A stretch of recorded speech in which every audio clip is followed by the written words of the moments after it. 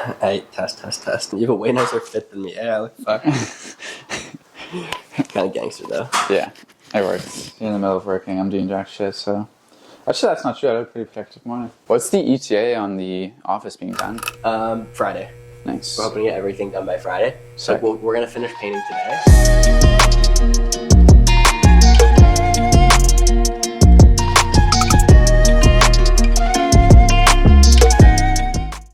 We're back in the new studio. Let's go. Hey, this is our welcome back episode. I kind of want to just start by addressing this office. I know Will did a little bit of a run through in the last one, but officially we have a closers only podcast studio. Yeah, we're Which is here. sick. Shout out Will. Right in front, it's the Braun Paints HQ, so a little bit of a merger there. Yeah. But yeah, today for the agenda, we have sort of like a New Year's podcast episode. Yeah, I think we'll probably chat about our goals and like how we're hoping to achieve those, chat about like kind of our plans for the podcast, and like, yeah, just I got some fun questions for you I'd love to get your take on. We'll just kind of shoot the shit. Yeah, It'll be me a too. boys episode. Let's go. And yeah, we got some exciting guests coming up, so obviously make sure to stay tuned for that. But just a little Wil and Philly episode today. Yes, sir. In terms of like podcast goals, we're totally committed to doing 50 episodes. I actually saw a post by Hormozy. Most podcasts, 90% of podcasts don't even do 3. Yeah. So we're committed to 50 minimum. Yeah, I think it was only 1% of podcasts ever get past 21 episodes. Easy. So when you're like, oh, there's so many podcasts out there, it's like, yeah, most of them are, just giving up. So, 50 episodes, we'll see what happens. I'm actually curious to get your take on strategy for podcasting because I'm of two minds. So, like, have you ever heard of the, I think his name's Omar Aladdar. It's like the Passionate Few. No. So he basically got like Grant Cardone and like the CEO of Cheetos or like the inventor of Hot Cheetos or whatever on like his first couple episodes. So he blew up right away, right? Damn. And there's one part of me that's thinking like, hey, if we just focus all of our attention on guest outreach and just get like some massive guests on by just investing a ton of time, then you kind of blow up right away, and then you can just use that to piggyback and get other guests. Yeah. And then the other half of me is like, well, we don't really deserve to get big guests Yeah, we're yet. probably not good enough yet to get big guests. Exactly. But we're still going to do a fuck ton of guest outreach. I know I have an hour and a half put aside every week just to DM random ass people, figure out who we want to have on. Yeah, I reached out to Alex Hormozy yesterday and Chris Williamson. Those are on my tier list. Yeah, I'd love to hear actually. Maybe later on in the episode we'll go into like our tier list of like top. Like for me, I have like a list of 30 of just dream guests. I'm like, God, I'd love to get these people on. Yeah, I feel like you're more in this like podcast space than I am. I probably only have like 10, 15 dream guests. True. Yeah, I'm a fiend for podcasts. That's also why I want to do it. Let's go. I love podcasts, love listening. So it's nice to be on the other side. Hopping into the new year, Will, I just have like my first question, kind of silly, light. Do you believe in New Year's resolutions? Do I believe in them like a ghost or something? No, yeah. I mean, I think they can be valuable. I think for me, what I've noticed is the best way for me to make a change is changing my environment. Totally. And I think New Year's is actually, potentially not a bad time to change your environment because a lot of other people are doing it at the same time. You're going from, spending a bunch of time with family and then everyone's kind of like moving back into work. Yeah. So for me, I did set some big New Year's resolutions this year. And top three New Year's resolutions: 3 business, 3 personal. 3 business and 3 personal. Yeah. I have 3 total that are like my big ones, and then below that I have sort of like my implementation plan, like my daily habits that are like my goals. But my outcome focused goals, first of all, gym goal, trying to bench 3 plates. Right now I hit 225 for 9 the other day. Yeah, so that's kind crazy. of I still have yet to hit 225. Honestly, my goal is 225 like this year, which I think is super fucking doable. So bench 3 plates, squat 4 plates, and deadlift 5 plates. That's my gym. Is that over 1,000 pounds? Is that like if you put that all like together? 12 or 1,300 or something. Nice. And then for my business goal, I want my business to do 1 million in revenue this year. Mm-hmm. That's the big goal. That's going to be probably the hardest one to hit. Honestly, I think it's doable. I think we got the plan in place. And then just kind of like a personal goal is this podcast. I want to drop 50 episodes. Yeah. So those are kind of my 3 goals. I got my gym goal, I got my main business goal, and then I got my side hustle, closers only goal. Let's go. What about you? What are your goals for the year? Yeah, I've got some personal and some, I guess, business. One of my big goals is to have a couple amateur fights this year, to win a couple amateur fights. Nice. I'd also like to go for a title fight in Muay Thai. So that's my first goal. I'm going to be training like 8 times a week. That's definitely going to take up a lot of my time. Jeez. My second goal is with my business right now. We just opened up a gym, and actually yesterday we had a goal setting session. We want to get to 25 members within the next 3 months. Nice. So I don't have a year-end goal for that, just because honestly, what we've been doing so far is super unpredictable. So it's hard to tell, and I don't want to set a goal that's too far off. So we're doing a quarterly goal. 25 members in the next 3 months, and then other than that, man, I'd love to bench 2 plates. Nice. Yeah, that's pretty much it. I'm working on like relationships and families, but those are the only ones that are like measurable, I guess. But in terms of changing your environment, I'm also changed my environment a bunch for the new year. Mm-hmm. What have you done to like kind of reset yourself in that way, so that when you come into a new environment, you're kind of like starting at a baseline, you could build off that? Yeah. So my hypothesis is that when our brains are in a new environment, we're always seeking like essentially what's the answer here? Like what should I be doing to have the biggest chance of success? And obviously evolutionary, that's mostly like not dying and eating good food, but it translates to just like, getting feel good chemicals like dopamine, serotonin, and whatnot. So basically I feel like the brain is way more plastic when you're in a new environment because it's seeking like, hey, what do I do here? Because you don't already have those habits. Yeah. Whereas typically when you walk into an old environment, the brain is just already has those neural pathways linked. So it's like, oh, when I'm here at this time of day and this trigger happens, I just do this, and it's automatic. You don't really think about it as much. And so, the idea of like using willpower to like change your habits and it takes 21 days to change, like all this stuff is a lot harder when you're in an environment where you already have existing habits, especially the longer that those habits have been built up, like, living in your childhood home, for example, or something, or like in an existing relationship with someone you've been friends with for 10 years. It's gonna be a lot harder to change that. So, I mean, the main environment change is obviously like this office here, which is why I'm wearing like painting clothes today. Obviously, I run a painting business, but we're actually painting ourselves, getting all the white and black in Hopefully here. all the painting you'll do this year, hey? Yeah, hopefully. I actually didn't really paint at all last year. I think I've done more painting this year than last year, just doing this office here. But funny enough, I used the bigger room for the podcast. We got the smaller room. I'm not mad at that. I'm sure you guys will hang in here a bunch. Yeah. On my end, in terms of environmental changes, I also dude, I love the New Year's. Like, it's kind of corny, but it gets me so fired up. Like, it was kind of a boost that I needed a little bit. I just super happy. I spent like 2 weeks at home, and after the first 4 days at home, I'm like, oh, this is amazing. I love my family. And after like the 5th day, I'm like, shit, I want to go back to work. Like, and I just can't find myself to get the musto to do work in my like family home where like my mom cooks me dinners and like I literally don't have to do anything, have no responsibility. So I was super excited to come back. The first day I came back, I took the entire day just to rearrange my entire apartment. Nice. Something that I used to do in res is like rearrange my room like every once in a while, but I did like a huge overhaul of my apartment. My biggest thing was my office had a couch in it. And I had my desk, and then I had a couch and a TV, and I would eat lunch on the couch and watch TV, and then it was just so hard to get off the couch, go back to my desk. Yeah. And you shouldn't, it's like eating and shitting in the same spot. So I took the worst room of our house, the smallest, grossest room, and put our couch and our TV in there to make it like the least desirable room possible. Honestly, I put LED lights, and now it looks blessed. But I made the worst. It's like the dungeon, right? It's like the unfinished basement room where you used to work out. Yeah. Now it's your office? Yeah, now that's your chill room? Now that's our chill room, and our nicest room in our house is our office, the one with the most natural light. I moved around my desk, move everything on my desk. That's sick. So you're just incentivizing yourself, like you're making it easy to want to go to the place where you do work. Exactly. It's like, not buying cookies if you want to eat healthy, right? Totally, or just stock your fridge full of nice veggies, or pre-make your food so it's ready to go. You walk in, it's easy to make the decision to do that thing. And then on your point, now that like that environment, it's not totally new, it's not like an office, but now that it's a reset, now when I walk in that environment, I just totally associate it with work. Like I don't chill in that environment. So if I go into that environment, I'm like, all right, what the fuck? Like, what do I need to do? Yeah. That's probably been the biggest reset. Painted some shit on the wall, motivate me. What is it?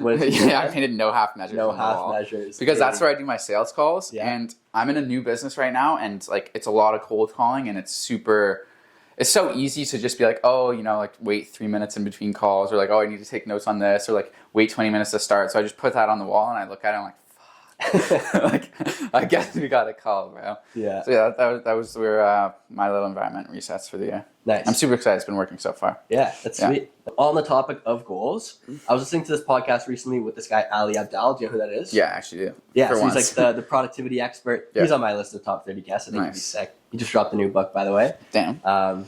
Which is pretty cool. I haven't read the book, but I've listened to him talk about it. And one of the things he talks about is the idea of nice goals. I'm sure we all know the framework of SMART goals. It's specific, measurable, attainable, Yeah, whatever. And one thing I heard him mention that like really struck a chord with me is that a SMART goal is great if you already kind of know what you're doing. So for example, for me in my business, I'm setting a goal. I want to do $1 million of revenue this year. And because I've already ran my business last year, you know what it's going to take to run $1 million. It's just going to Exactly. take this many hours of doing this and this many hours doing this. So this I many can people. make the big output focus goal. And then beneath that, I'm obviously going to have like sub tasks that I'm going to be doing on a daily basis to hit that. Whereas something brand new, for example, this podcast, it wouldn't make sense for me to be like, oh, I want 5,000 subscribers on YouTube by the end of the year, because I don't really know what that takes and I don't really know what the inputs are to hit that. Yeah. So instead, I'm using the framework of NICE goals, which stands for near term, which I guess I failed at that because it's a 1 year goal. It's input focused. That's really the key. It's like an input versus an output focused goal. The C and the E are controllable and energizing. What makes a goal controllable? So just like input focus, like I know for sure that I can record 50 podcast episodes because 100% within my control. I can't control whether someone else hits subscribe or not, right? Sure.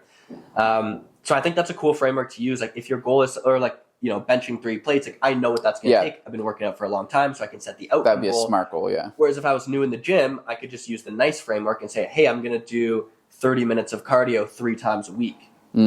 Yeah, to be honest, with the stage of my business, I think it didn't really make sense to set like a massive SMART goal for like on a yearly period, but that framework would be a little bit more applicable to me because I don't know exactly, like even if I wanted to work 100 hours, I don't know exactly what that would produce in terms of like profit, outcome. So yeah, I like that. Yeah, goal setting is like pretty interesting, and I think it's also super important. Something that you told me the other day, we were chilling in a sauna together, and I was talking about my business and how I haven't been feeling the same sense of urgency. And like within my previous business, I felt a lot of urgency, and now I'm trying to now I feel a whole lot of urgency, and I want to do everything right away, which is awesome. And I think that's going to propel me into like success and finding momentum. Mm-hmm. But something that you told me was like, setting a goal is super important, because if you set a goal that's way too high, there's going to be no sense of urgency because you're like, oh, I'm never going to be able to attain that. And the second that you see that, you know, it's like an unattainable goal, then you're not going to want to work. And if you set a goal that's way too low. If you say like, I want to make $1 million in the next 3 months and you have no vehicle to do so realistically, then it's kind of pointless because you're not going to know what actions to take. And it's just like, you know, you're going to fail and then you're going to give up. Yeah. Whereas if you say, I want to make $1 million in the next like 10 years, it's way too far off. There's nothing on like a day-to-day that has you with that sense of urgency. So having the time frame be like good, having like an effective time frame is super important in setting the right goals. So you have like the right sense of urgency. So do you have any goals based on that conversation? Did you have any kind of like goals that you set? Well, totally. You said 20 customers in the next 3 months. Yeah. So we're working on a reoccurring customer like basis. So any customers we get, hopefully, you know, we don't have any churn and they're reoccurring customers for the next month. So by March, we want to have 25 customers who are paying $200 a month recurring, which would put us at $5,000 of revenue a month, which is like, it's a pretty small start, but it's also like a little bit bigger profit margin than my previous business. So and it's recurring revenue, which is totally different from your last business, which is like kind of one-time sales. Then you got to go do the legwork to get another customer. And I feel like in that business, the one you used to be in, it was more about building. It was either doing the legwork yourself to find the sales, and it's more of like immediate cash flow, or it's a lot about like recruiting and building the team. Whereas in your current business right now, you can actually get long-term results from doing the sales yourself, because if you can increase the lifetime value of a customer and you can have recurring revenue month over month for many years, then every person you sell, you might only get 10% of the cash up front, but that person's netting you a huge amount of money over the long run. Yeah, totally. And then also, since it's recurring, we're going to be able to use the cash flow that we have to kind of like plan our goals and hit our goals, because we know that once we have $5,000 a month of recurring revenue, hopefully it would only go up from there. So then we can start putting more money into the business, putting more money into equipment. So yeah, that's the goal that I set based off your conversation, because that was the goal when I sat down and analyzed. I'm like, wow, this is scary to me, but I'm confident that I can make it happen if I do all the things that I need to do and hit all the input goals, and no half measures throughout the entire day. So yeah, I would encourage anybody to set a goal that is not unrealistic, but that's very difficult. and within a timeline that you actually have control of. In my case, it didn't make sense to set a year-long goal because I have no idea what the fuck the next year of my life is going to look like. You guys might pivot. You don't even know what the business is going to look like in a year, but you know the next 3 months you want to get these 25 customers. Yeah, exactly. Yeah, that's a sweet goal. And have you been doing anything like on the coaching side? Because I know in your last business you had a business coach and you were in a community of other people who were running a similar business, which kind of helped build that sense of urgency. You had something to compare yourself to. You had kind of annual goals you were looking to hit, and that made it a lot easier to just like dive in on a day-to-day basis. And I know something based on our last conversation, you're like, hey, sometimes I feel like I don't have any work to do in my business, which obviously isn't true because if you look at where you want your business to eventually be, there's like a mountain of work that you have to do. And so the sooner that you can just do whatever the next step is, and sometimes it doesn't even matter what order, it's just doing part of the work that has to be done, the sooner you're going to get to your ideal business. So what have you put in place or are putting in place to kind of build that urgency aside from your goal?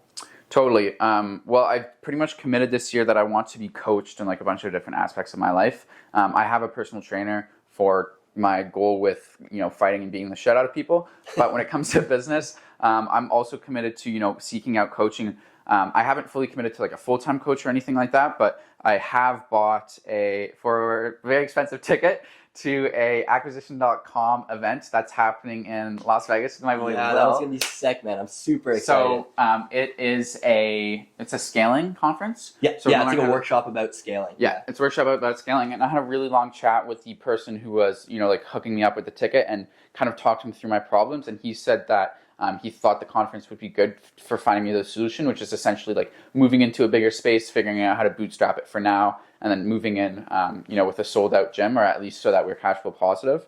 And I'm super excited for that because that company in general has a lot of experience in the gym space. And then I've also committed with my business partner. We're going to go to GymCon in May, which is in Florida. 2 Hormozy events. Yeah, two Hormozy events. And essentially that's just also another conference that I'm going to be able to learn a lot. And it's, it's like 30% about the learning and then like 30% about the environment and just being somewhere where like the entire intention of being there is to learn and to absorb and, you're really, really present. And then the other 30% is also just like the people around you.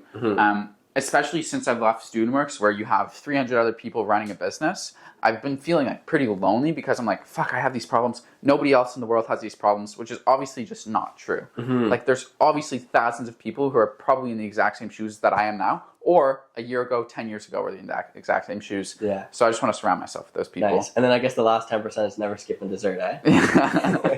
Yeah, I did do the math right there. Cool, man. Well, changing the subject, I got a question for you, Phil. Yeah. I'm curious, if money was not an issue, like if you knew your business was going to succeed 100% without fail, what business would you run?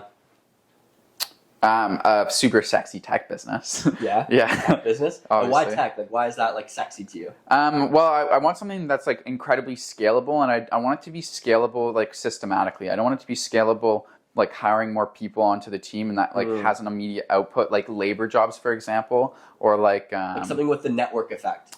Like a lot of tech businesses, like once you hit a certain platform size, a certain number of users, then it makes the user, like social media, for example, right? Like no one's going to use the social media with no one else on it because it's not very social. As soon as you become big, then everybody wants in. Need to hire some new developers here and there, but I would want to be something like people opt into it and then they can kind of like use the systems and use the shit that they have. And yeah, what about you? What would be your dream business if you had infinite money? I've never thought about it, man. Honestly, I don't really know if it matters a ton because I think I love the art of the business. So like the business I'm running right now, it's like super not sexy, right? It's like contracting, like painting, like kind of sexy.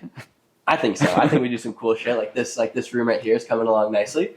But it's not really about necessarily the product or the service. It's just about like the actual business in the back end itself. But with that being said, if I could pick, I would want to do something where the customers, like the thing with contracting is like, man, the customers are obviously like happy with our product and service most of the time, but we're not really like changing their lives and it's like kind of a commodity. So I would want to do something where it's like a new product that actually is like making a huge difference in people's lives and the customers like become like raving fans. Like they really just love it and it's able to kind of build itself through referrals and stuff like that. So I think that's something that I'd like to do as well. Something new, something that's never been done before. Something that's like, but to be honest, I don't think I'm in the position in my life right now where I would be able to like, not that I don't have enough confidence, but I think like I'm putting in some groundwork. I'm going to use some models that have been done before. Like millions of people have made gyms, millions of people have run painting companies. We're 20 in our 20s, so it totally makes sense to take on one of those business models, master the skills, and then move exactly on. You build the foundational skills, like how do I become a good leader, how do I master my own time, like really before anything, and then how do I learn how to market, how do I sell, how do I build a brand, like even just the technical skills. You know, I know you could always hire someone to make your website, and you could always hire people for every single role, but in my opinion, if you don't know how to do that, if you don't have at least a little bit of experience and foundational understanding, you're going to get rinsed, you're going to hire the wrong people, you're not going to know what's going wrong.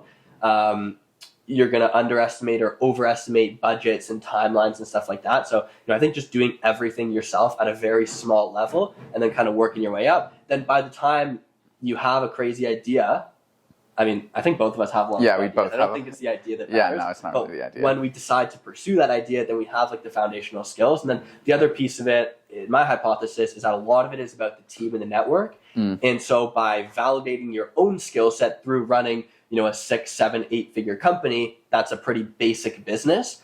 Not only do you have the skills, but you also can prove that you have the skills to other people, so you can go find other good co-founders. Totally. Yeah, especially that's a huge thing. And also, it like someone who's run $1 million company, when it comes to business, just like you can hear they kind of speak differently about it. Like they know what they're talking about, they're confident in it. The way that they talk about it is kind of like this language that sometimes people will talk. I'm thinking to myself, like, fuck, that's crazy. And then 3 months later, I'm like, damn, that guy was totally right. Yeah.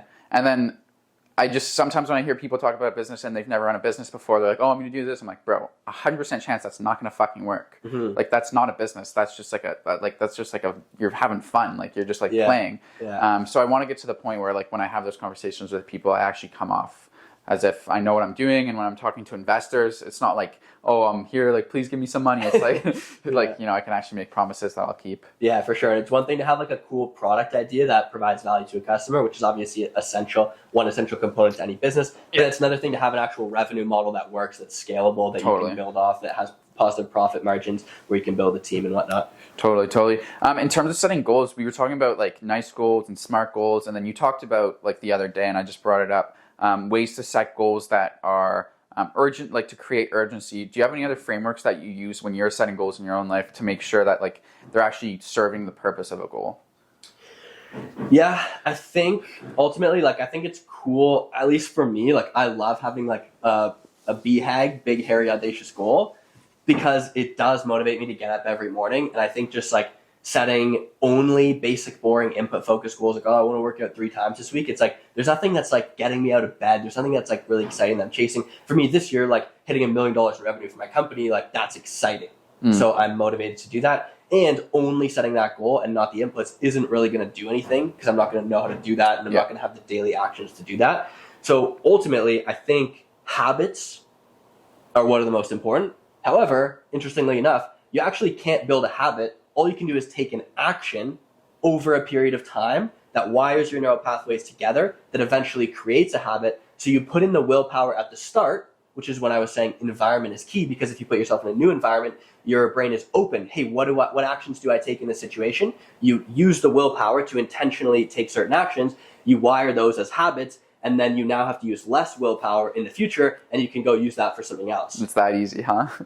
Well, that's the hypothesis. The hypothesis. No, I mean, it's clearly been working for you, and it's also like, I think that's how anybody builds a habit. It takes a whole lot of willpower at the beginning, and then afterwards it just I actually have a cool framework that I've been working on, that I thought of at the silent retreat, and I want to catch your ear on it. I want you to be up the framework with me and see what you think. Sure. I'm going to grab the whiteboard, though, because like, it'll be easier. You're going to draw it out for us? Yeah. Nice. Outcome control chain.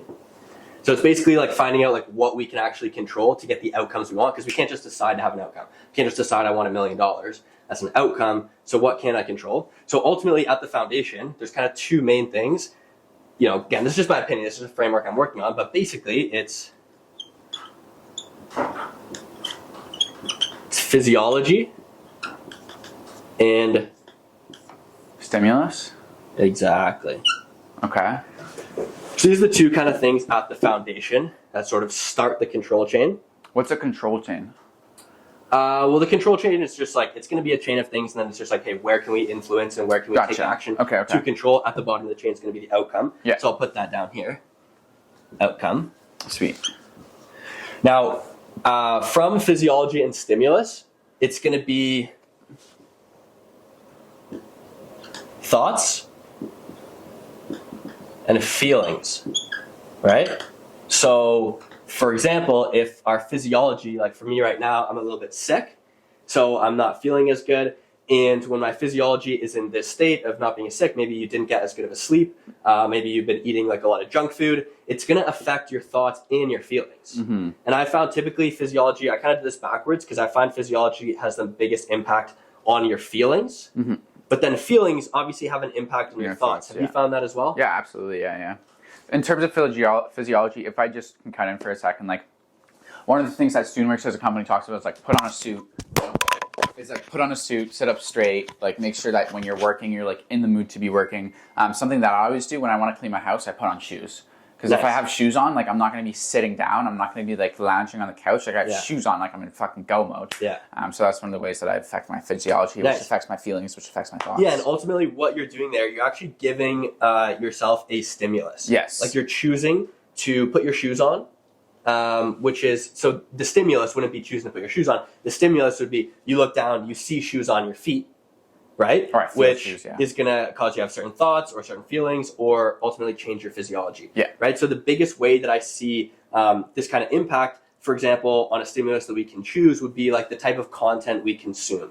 Right? Am I watching like a video that makes me happy or sad or angry, or what sort of food am I eating? Or am I doing a cold plunge in a sauna, right? These things are impacting. What kind of clothes am I wearing, bro? If I have work pants on, I'm like way more likely to work. If I put my sweatpants on, like 10 minutes later, I'm on the fucking couch because my sweatpants means it's the end of the day. It's like time to go home.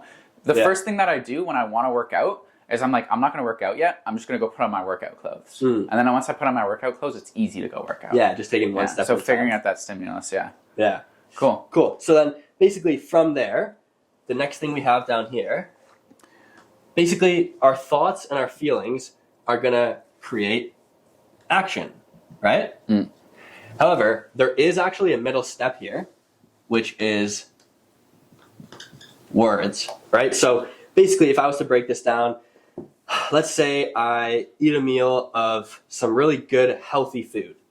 That's the stimulus. I've taken a new stimulus into my body. My physiology is going to create a little bit more dopamine, for example, because I have, my gut health is a little bit better. Like I just have more of the raw material needed. More energy, to create the physiology, which is going to create certain thoughts and feelings. Right? So maybe I'm like, my thought is like, hey, I can go build $1 million business. Right? And that's kind of stemming from this whole chain here. And then my words next are going to be like me saying, hey, Phil, I think I can go run this $1 million business, or I'm going to go run this $1 million business, right? Which is going to precipitate action. Now, once we have action one time is kind of meaningless, right? Because in order to get outcome, what we actually need is habits. So this is kind of the key here, right? As we move down the chain. And where on this chain do you feel like we have control? Like where do you think we can impact? Stimulus and action would be the two. Stimulus, words, and action. I would say the three biggest things that we can impact. Beauty. Yeah. And I mean, the other things we like have an impact on, but they're kind of like indirect. Totally. Yeah, and the reason I came up with this kind of like framework is because as I was sitting at my silent retreat and just having some thoughts, I realized there was a bunch of times in my life where I was like trying to build a habit, but I just was unsuccessful. And I realized we don't actually have control over our habits. All we have is control over our actions. And then I was thinking, and our thoughts. And while we do, I think thoughts is kind of like a caveat because we kind of have control over our thoughts, but not entirely, because I found when my physiology was in a better state, I just naturally had better thoughts. Yeah. And when I had a bad sleep, or I was eating unhealthy food, or I was consuming content that wasn't good for my brain. Or if you're hanging around people who are all negative as fuck. Then people are, you got a bunch of depressos that are like, oh, this sucks, everything sucks. Then all of a sudden my thoughts are going to be impacted. So I actually realized I don't really have control over my thoughts because my physiology and my feelings are what are going to be impacting that. So really what I can do is I can change my stimulus, and I can also manually intervene and change my words. True. Because the thing is, at this step, you have to have pretty good integrity, and you have to have enough trust in yourself that when you say something, you're actually going to do it, which is also, I guess, a habit that you build. Yeah, totally. Yeah, that's a good point. Like anyone can say anything, but it doesn't necessarily lead to action, right? There's a lot of people talking about entrepreneurship or doing this or that, but they don't have kind of a business to show for it. So really, like, where I found the main lever here is actually just in stimulus. Yeah. And how can I change my stimulus? And so, the main things for me is like, it's like food, it's like sleep, it's like the content that I'm consuming. And then there's like little hacks here and there, like, ripping an ice bath or a sauna, obviously like getting good exercise. Those are the kind of things that I have control over. And then just like manually intervening here with words. And that's both spoken word as well as like words on paper. I think it's also important to know for stimulus that you can have negative stimulants or 100%. Stimulus. Yeah. Like you can have drugs. Yeah. You can have, I don't know what else. Like sauna, ice bath, those are all good things. But if you smoke weed like at 2 p.m., the rest of your day is shot, man. Eating bad food. Using substances. Blood sugar up, definitely is a big one. Consuming bad content or consuming too much content, like just so much stimulus, even if it's like business content, like there's been times where I've been up, late at night scrolling TikTok and like, the content is like good content because the algorithm feeds me business stuff. But it's also real. It's 25 seconds at a time, Yeah, and it's just destroying my brain, destroying my focus and stuff like that. So the point of this framework is just to see what you can control and like kind of break down within this chain. Essentially, I was kind of just like journaling and thinking through some things. And I realized like the only two things that I really can control is like my stimulus and my words. And I can kind of take control on my action. But ultimately, it came down to like, where's my brain state? AKA, what action can I take to change my stimulus? And then what am I choosing to focus on in terms of like my output, right? So stimulus would be like changing, for example, the content that I consume, my input, the food that I consume, my input. And then words would be changing how I choose to frame that on the output. So what am I journaling about? What kind of conversations am I having? And then I just found that is going to lead to better actions. Actions over time are going to lead to better habits. And habits over time ultimately are what's going to lead to a good outcome. I like it. So based off this control chain, if you hang around great people, eat great food, wake up at good times, do a bunch of awesome stimulus, hopefully it'll lead to a good outcome. That's the hypothesis, man. We'll see. I know. I like it. It's cool because we're both so young, and I think just beating up ideas like that on the podcast, like talking to people, is going to be really exciting because as we go through our lives, like we might change our ideas on certain things, we might double down, we might just realize like certain ideas that we were putting a lot of effort and thought into actually don't really matter at all. For example, like I think eating healthy is super important. I've seen a huge impact on me and my physiology, but then there's tons of super rich people who eat like shit. Yeah. Right? And like have terrible physiology. Yeah. And then also there's something to be said about like, hey, maybe those are just outliers and you should focus on the rule rather than, I forget what the saying is, rather than the outliers basically. But I don't know. And that's kind of the fun part. No, yeah, I like it. And also going through the things like something like this in the podcast, like it'll for sure make me think about it for the rest of the day. It'll make me more like conscious of what kind of stimuluses I'm accepting into my life and, the things that I'm doing negatively. Speaking of which, I kind of want to brag a little bit. Not that I actually think that when I say something, I'm a lot less likely to do it. Or at least that's what hold on, let me trace back. Usually when I used to brag about something and I was like 1/4 of the way through when I was like 15, 16, I'm like, nice, I got my dopamine from bragging about it. So now I no longer need my dopamine from actually doing it. Yeah. But I think I'm confident enough in myself at this point that I can actually start kind of expressing what I'm going through and like the challenges and, the challenges that I'm taking on. So that being said, for the next 2 weeks, I've dedicated myself to an absolute dopamine detox inspired by you. Because one of the things that you did last year and that you were pretty open about is that you pretty much cut out like all cheap sources of dopamine before or while you were starting to run your business. That way, kind of the only thing that you can get any dopamine from is your work. Yeah, 100%. How did that affect? Like, I think didn't you say that was like one of the biggest things that impacted your business, something like that? Yeah, for sure. Because like our brains naturally want to feel good. Right. And so like you were saying, one of the things we can do is just talk about our big goals, right? Everyone's like, oh, I have these goals for the year, whatever. And it literally gives you dopamine as if you've almost like done the activity. Yeah. Right. And so, other things you can do, like you said, cheap source of dopamine, scrolling social media, smoking weed or drinking alcohol or going out and partying. Nicotine, porn. Porn, things like that. Like just these staying up late and watching sources. reels. And so when you're raising your baseline by doing these activities, then it makes doing the boring work even harder and even more boring. Whereas if you take out all of those cheaper sources of dopamine, then, for example, one thing I got a ton of dopamine from is every week in our CRM, when we would enter our stats for the week and see like how much was sold, how many new leads we got, all that stuff, like I would get way more dopamine from it because my baseline was so low. Like I wasn't, doing all those activities like you said. Yeah. And so it's like, oh my gosh, we actually did so well. We beat our goals this week. I feel really good. And it reinforces the pathway. So I want that good feeling again next week. Totally. So, yeah. So that's something that I've implemented for the last like 8 days or something. I've cut out all cheap dopamine sources, and I started that with a 3-day fast, just like cutting out all food because my eating habits during the break were just like, I just totally like stopped doing my protocol. Yeah. So yeah, I did a 3-day fast, and then I've been staying on that. So no reels, no porn or masturbation, like no social media unless I'm posting content. And I've also committed to no weed for 2024 because weed is a crutch, and no alcohol, year number 2 going on. Yeah. And my favorite drug of all time, nicotine.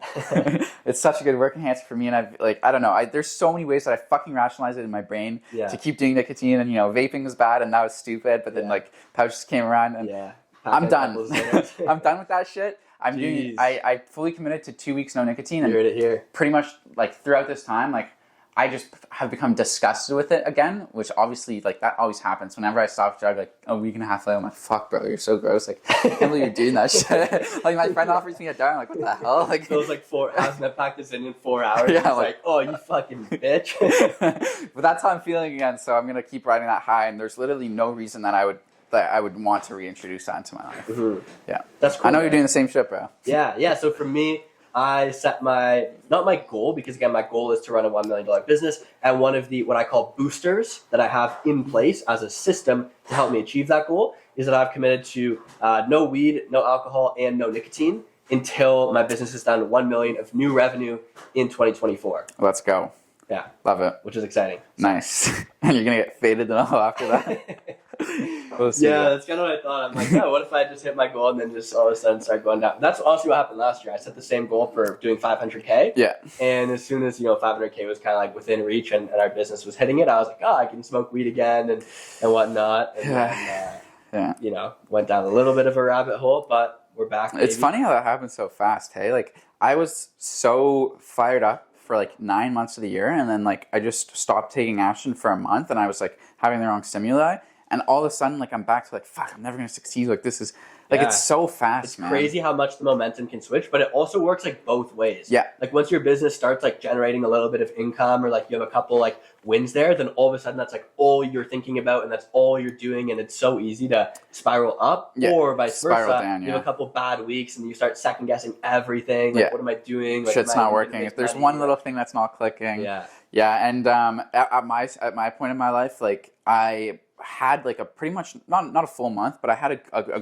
good long while without a big win, and we recently got a pretty awesome win in our business, which is great, but it's one win out of like 1 million that we need. But that still re-energized me a little bit, but I went like a month and a half without a win. I'm like, fuck, this fucking sucks. Like I don't want to put my effort into this because I'm not getting anything out of it.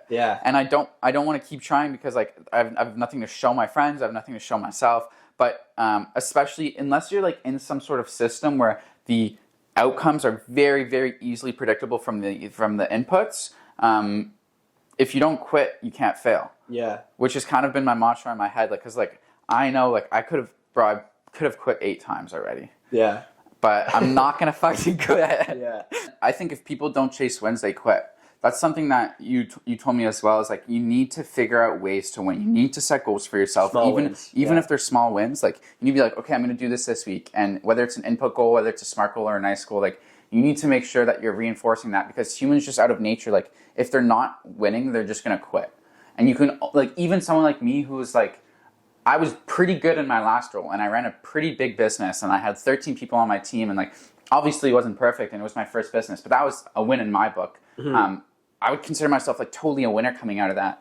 Like just after a month of not having a win, or like 2 or 3 weeks, I was fucked. I was like so bad, man. I was like, fuck, I don't want to do this. But got some wins now, and wins under the belt. We totally changed our system, and we're we're iterating, and it's all about just iterating and make it 10% better than it was last month.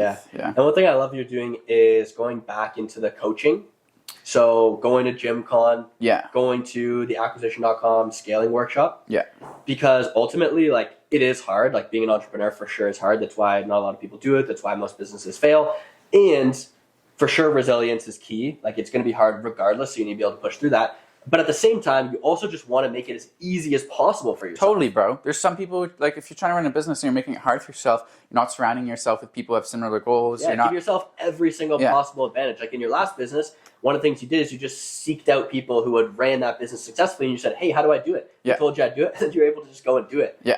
Right? So just doing that with every business. And obviously, the newer the product is, the harder that's going to be. And that's why typically you'll want to build a foundational skill in an established industry before trying to go make some game-changing product. Yeah. I would when I was fresh out of high school, I was ready to make a game-changing product. But now I'm like, there's no way I'm going to try to start something that no one's ever done before, because I don't like, first of all, I'm going to need a fuck ton of money. Then I'm going to need like the mental runway to be able to just do something for a long time and not win. And I'm still trying to build that skill, totally. Dude, during my fast, like probably 30 hours into my fast, I went and like trained. I felt like crazy, bro. Like I felt like way more accurate than like I've ever been. Probably from the like adrenaline. Yeah. There's like no like slowness. It was your body's not digesting any food. It's just like releasing adrenaline, especially because when you start working out, I'd imagine like historically it would be not like similar movements, but your body exercising is like similar to like your body going to hunt or going to chase something. So it's like releasing adrenaline, being like, we got to make this catch. We got to catch this thing to feed ourselves, or else we're gonna fucking die. Yeah. That's cool. It was really like, it was probably the best like workout I ever had in terms of just like how well I felt and like how I was moving. Anyway, you say you have some questions for me? What's up? I have a fun question for you, Phil. So before I asked you what would you do if money didn't matter? Yeah. Next question for you. If you had to make $1 million profit after tax, so basically $2 million, in the next 3 years, or else you die, what actions are you taking? How are you making $1 million? Bro, I'd probably run a painting company because I know how to run a painting company, or at least that's the skill that I know the most over everything else. Yeah. Yeah, I'd probably totally run some sort of home service company, just because the path to success is very obvious. It's been done a bunch of times before. And at least from what I've seen, out of all of the industries, it's one of the industries that has the most information. So there's franchises that you can buy into. There's coaching programs that you can buy into. Mm-hmm. There's like people that I can find who can help me. So yeah, I think I would run some sort of service company. If money was really my goal and they shot my family, if I didn't, then yeah, I'd probably run it back. Nice. Yeah, what about you? I think I would do, like, honestly, what I would do is I wouldn't, because it's only 3 years, right? It's a very limited time.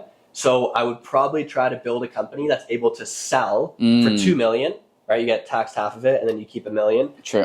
Or you could do, $750. What kind of company would you sell in 3 years for $2 million? If I want higher multiples, then I'm probably going to want like a recurring revenue business. And similar to what you were saying, I would definitely do it in something that I know. Yeah. So for example, like painting or contracting, I would probably find a service that helps increase the revenue of established painting companies. So for example, I would have like a licensing software for like a door-to-door marketing program, and I would go and find painting companies that would be willing to spend $10K per month, which is like $100K a year, $120K per year.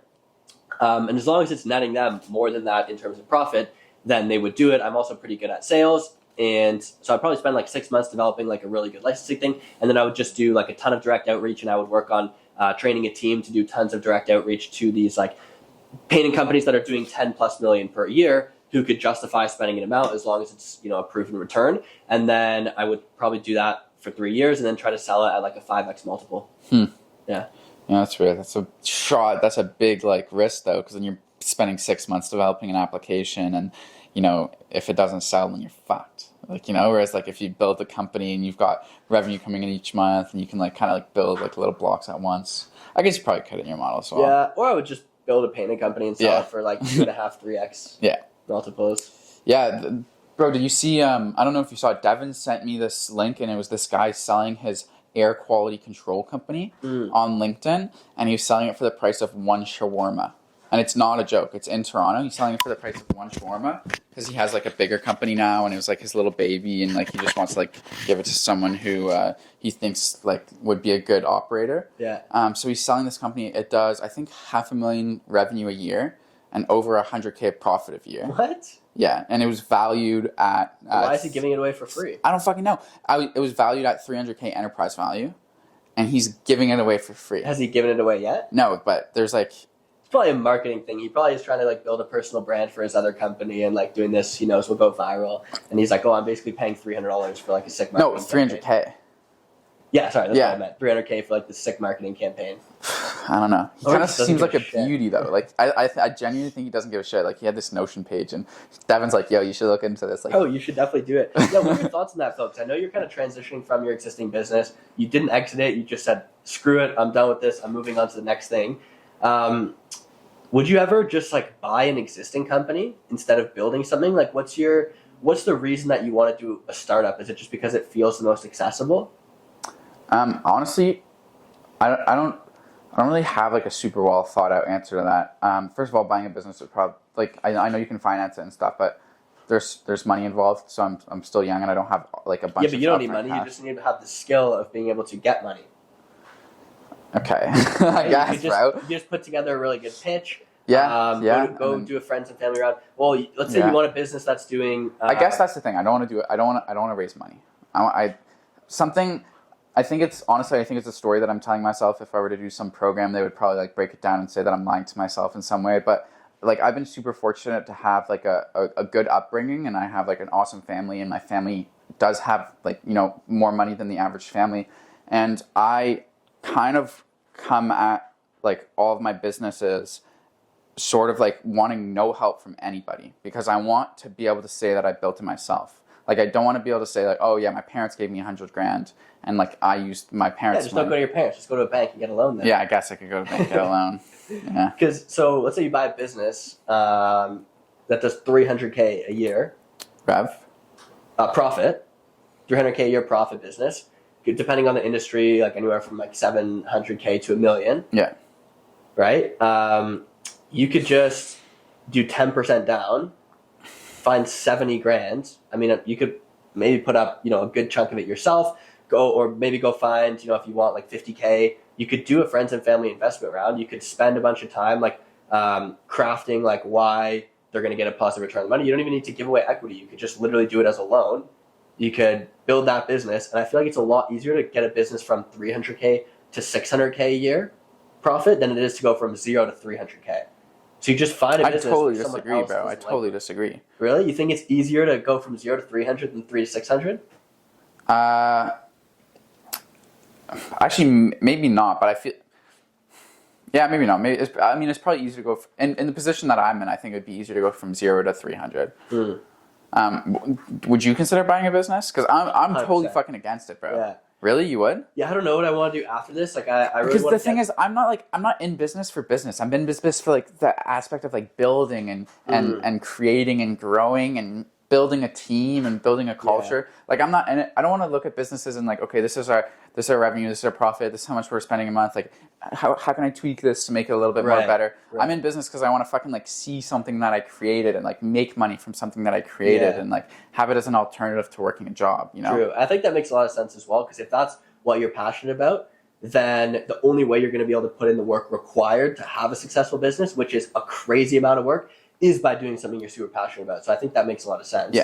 Yeah. So that's the reason that I went by it. Like buying a window cleaning company, it'd be fun. And I'm sure once I'm there and I'm like, oh, this is my company. But you could also buy like a sick like tech business, and then you could use the team of developers and the existing customer base, and you could always pivot the business, or you could add in new products. You could add in new things. But I think I don't have money to buy a tech business. One of the good things about like building a business from the ground up is that not only do you like understand everything, but you also will be able to like address problems like as they come up. Whereas if you buy a business, there might be like a shit ton of problems that one, you don't even realize. So you're taking a risk because you don't know what problems are going to happen once you buy the business until you actually get in there and spend a year or two trying to like figure things out. But two, there also might be like a lot of like groundwork built underneath. Like let's say you buy a tech business and the software is built on like, code that's not that great, and they're just kind of like doing bug fixes, and all of a sudden you got this massive code that you're trying to like, change up this little thing or go pivot. Like all of a sudden you might just have to start from ground zero. You might as well have just made the business yourself in the first place and pay $0. Yeah, no, fair enough. Would you buy a business after you're done with this business? Yeah. Really? Yeah. potentially. Interesting. I want to exit probably my current business. Brown Paints. You want to exit Brown Paints? Potentially. Damn. Potentially, like spend a few years building it up, have it like, consistently profitable every year, and try to make it like a little bit more passive while I'm working on other things. And then, potentially exit. And, the money's like great, but the reason I would want to exit is to just like go through the process and learn what that's like. Because I'm super interested in like private equity, like M&A. I would say if I had to pick one industry, like it'd probably be venture capital. In terms of like you would want to be a venture capitalist? I also love startups. Yeah. So I would love to like build startups, invest in startups. Like I love that world. But I think part of it just, private equity and M&A, like it's kind of all under the bucket of just, like business. Yeah. And so I'd love to like learn that side of it as well, through going through it firsthand, and like probably not like a massive, like multiple 7-figure exit. But, if I can have a company that's like creating passive income and, it's doing, a few $100,000 profit per year over a 4 or 5 year period, sell that at, high 6, low 7 figures, go through the process, learn it. I think that'd be pretty cool. Yeah, that would be that. You set some goals, and I know exactly, like I know that you're super excited about your team this year and kind of like running your business. But for anyone at home at StudentWorks, like, is there anything that you're absolutely dreading about this year? Is there, not that I want to talk about like the negative shit or bring that up, but like as like you're going to go through like a lot of challenges this year, and it's going to be super difficult. Probably the hardest year in your life. Like, what is there anything that's like keeping you up at night?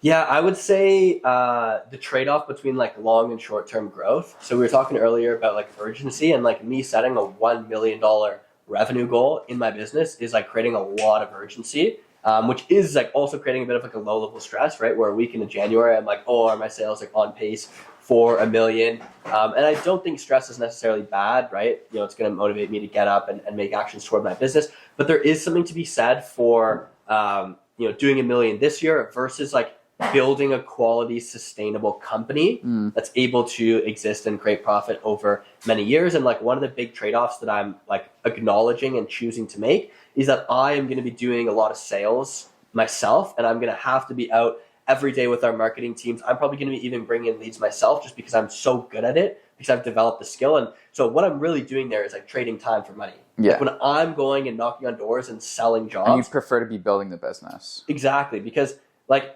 the short-term return on investment might be like $50, $100, $150 an hour for every hour that I'm knocking on doors and closing jobs, which first of all is pretty high. And I'm so thankful that I have that skill and that opportunity to do that, as opposed to kind of working like a minimum wage job, which is great. So, grateful there. And what I would rather do is make $0 an hour building a business and a skill that's going to eventually generate me like more passive income. Spend more time hiring people, keeping them around, building like a personnel. And like, for example, like something like working on SEO, like it's something I would like love to learn and love to develop in my business.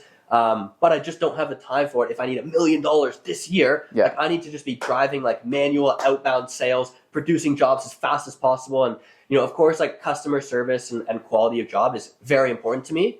But it's not the most important, right? The most important is that I'm hitting my $1 million profit goal. And so there might be a couple jobs where in another framework, if I'm building like a more long-term sustainable company, I really want every single one of those referrals and good reviews and building systems and spending my time having patience, training new outbound sales reps, bringing more inbound leads through digital marketing and SEO and things like that. Like that would be ultimately how I would attack building a company over a 3 or 5 year period. But I've set this goal and I have this urgency, and the way I'm going to get to $1 million this year is for sure still focusing on those things. For sure, $1 million and 1 year is still decently long term. But it's just like attack the outbound sales, go do it myself, bring people out with me, train people up, like hire, fire fast, run through jobs as fast as I can. Obviously still do a good job, obviously still make a profit, but I'm definitely sacrificing certain long-term things for that short-term goal. And I would say that's the thing I'm most like nervous or like not looking forward to. Yeah, that's interesting. And I think I agree with that. Like you're definitely in a market that needs to move super fast, and kind of the whole framework in general is like something that like you do it very quickly. It's almost like an 8-month to 1 year thing. And after that, if you wanted to, it's like almost set up for you to leave. So as someone who wants to build a business and build a team and do that over a long period of time, I think that makes a lot of sense. Is there anything you're doing to kind of like deal with that? Bro, but you could still build it. Like you could still build a super sustainable business. It's just a little bit of a It's just a little bit of a concession. I think it's a bit of both. Like I think I'm just basically between the hours. So my plan essentially is between the hours of like 3 and 8 p.m. on weekdays, and then every day Saturday, every day Sunday. Those are just like my sales times. Yeah. So I'm either knocking on doors, I'm doing appointment setting phone calls, or I'm closing deals. Nice. And obviously, while I'm doing that, I'm not just doing that solo. Ideally, I'm having someone shadow me, or I'm shadowing someone. Leverage your time. So that I can also leverage my time. What does your team look like right now? So January 2024, just started the I season. have a sick team. I'm so thankful. If any of you guys are watching, we basically have 6 like absolutely beauty managers. So I got my girlfriend Lauren back on the team this year. She's going to be doing a lot of the admin stuff like that. I have your brother, Matt Gauthier. Matt Gauthier is my intern this year. Absolute beauty. He's going to be, he's been doing great with the door-to-door, so I'm going to train him on appointment setting, train him on closing, and he'll probably be managing like a smaller team, like maybe 2 or 3 painters, just kind of to give him some work from 8 to noon because it's a bit harder to sell in the mornings. I've got 2 returning managers from last year, so my sales managers coming back. His goal is selling 300K. And he's also going to be managing a little bit of small team. Yep. Mostly they'll be painting during the mornings, and then they'll be marketing in the afternoons. Yeah, I think that makes a lot of sense. And then on the other hand, I also have my production manager coming back. Andrew? So he's doing the flip. He's going to try to produce 300K worth of work, which is going to be like, 4, maybe, about 4 crews. Yep. And then he's also going to sell, 100K plus. He's a beauty. He's great at marketing. I think he's going to pick up sales and definitely sell over 100. And then I also have a returning crew manager from last year, Jason, who's going to be doing a bit of both. He's going to be trying to sell, and he's going to be managing a small team. So I'm basically coaching those 4 guys to kind of like run their own section of the business, and we're doing a profit share. So I'm teaching them everything. I'm investing a ton of time into giving them the skills, and then they're basically getting paid based on what they bring in. Right. They'll keep half, I'll keep a quarter, and the business will keep a quarter. Mm-hmm. And then I'm also going to probably sell and produce 400 or 500K myself. Right. And together those 4 will probably do 500 or 600. Oh, you're going to be doing some production, huh? Yeah, well, I also have some existing painters coming back. Oh, sure. So I'll be able to feed jobs to them, and Lauren's going to be helping me with like recruiting and training some of our newer crews. So I'll basically be delegating the production to the crew managers. Yeah. For the jobs I'm producing, and I'll probably pay them a little bit more, maybe $25 an hour or something like that. And Lauren's doing all the admin, sort of like calling, scheduling, color consulting, all that stuff? Yeah, a lot of the organizational stuff. I am switching my CRM to Notion this year. Nice. I found out Notion has integration with Slack, which is sick. Yeah, you can set automations on Notion. As in CRM, like you're not going to be using Simon? Well, I'll have to use Simon for context. Either in StudentWorks, you know exactly what we're talking about, or you're not. Simon is the CRM we use through our licensing business coaching program, StudentWorks. And because we do our payroll processing and invoicing through them, I will have to enter like all of our actual jobs. But for leads and scheduling and things like that, I'll be using primarily Notion. Also, just so we have a foundation to build off, because after next year, I haven't decided. There's always like the option of becoming a business coach within StudentWorks, but I think most likely I'll probably cut ties with them. Side note, StudentWorks is fucking great. I love them. They've taught me so much. Like I would not be doing any of this without them. All the guys there are beauties. Yeah, for real. But eventually once our business hits over 7 figures, like the royalty just doesn't make sense to pay. So we'll probably cut our ties, wait out the 7-month non-compete, and just work on like some foundation building during that time. And I just want like a CRM foundation to build off. Tried HubSpot. There's a couple others like Jobber, Service Titan that I've been like looking into, but I honestly think Notion is just going to be the easiest and best for us. I'm also familiar with it. It's very like easy to learn, and it's very like interchangeable. And thankfully, I have Lauren doing a lot of the admin stuff, so she'll be able to transfer the necessary data between Simon and Notion. And then we'll be using Slack for communication. So we can set up like automations, like I was saying. So for example, like let's say Lauren goes and does a color consultation with the client, and she updates our Notion page. We can create an automation that's like, hey, when the color column gets edited, send a notification through Slack to the person who's tagged in the job. So the production manager that's associated with that job gets the thing. They know, okay, I got a call Sherwin-Williams, I got to order the paint. That's sick. Which is pretty dope. So I think it'll do the trick for what we're looking for now. Nice, man. I'm super excited to see what you're going to accomplish this year. I'm super excited for my not so hairy and big, but still super audacious goal. Dude, your business is really cool because it's like super unknown, right? Like you guys are sort of like figuring out the product as you go. Yeah. And we've already made a bunch of adjustments to the product. We've already made a bunch of adjustments to our sales funnel. And as much as it's like, for me right now, what I'm getting out of this learning experience is it's not as easy to start a business as I thought it was, because I had, a licensing program before that did a bunch of the work for me. It takes a lot longer than I thought it would. And but there is obviously a clear path, not a clear path, but there's a path to success, and I'm going to stick with it.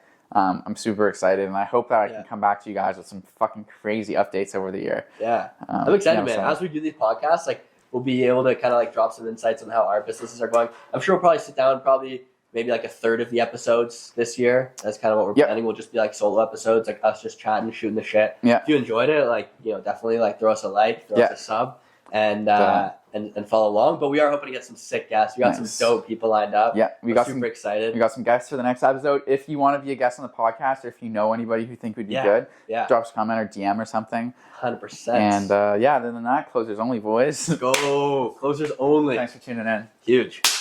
Let's go.